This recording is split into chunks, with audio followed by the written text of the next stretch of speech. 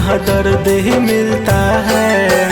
ये दर्द की दुनिया है, यहाँ दर्द ही मिलता है। जिसे चाहते हैं वही, जिसे चाहते हैं वही जिंदगी से निकलता है।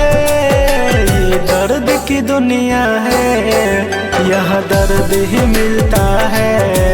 ये दर्द की दुनिया है, यहाँ दर्द ही मिलता है।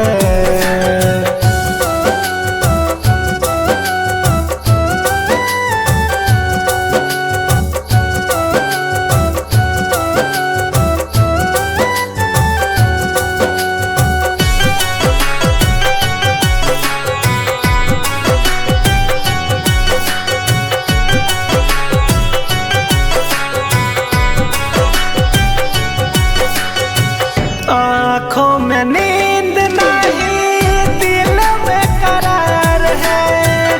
जीऊंगा मैं कैसे, ये गम का पहाड़ है।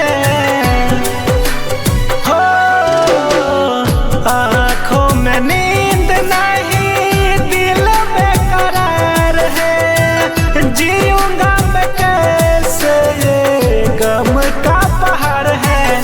कभी सूखे हुए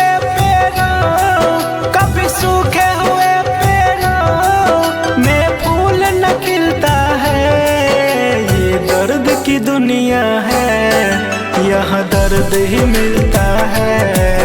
ये दर्द की दुनिया है, यहाँ दर्द ही मिलता है।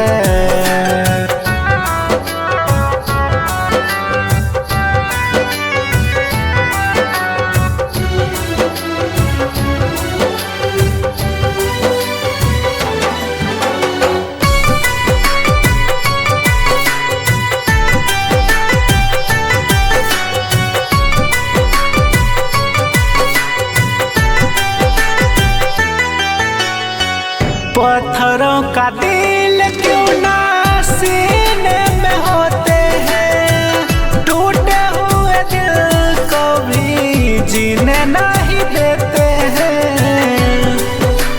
हो पत्थरों का दिल क्यों ना सीने में होते हैं। टूटे हुए दिल को भी जीने नहीं देते हैं। हम दर्द सहे कितने, हम दर्द सहे कितने, पल पल ये जलता है। ये दर्द की दुनिया है, यहाँ दर्द ही मिलता है।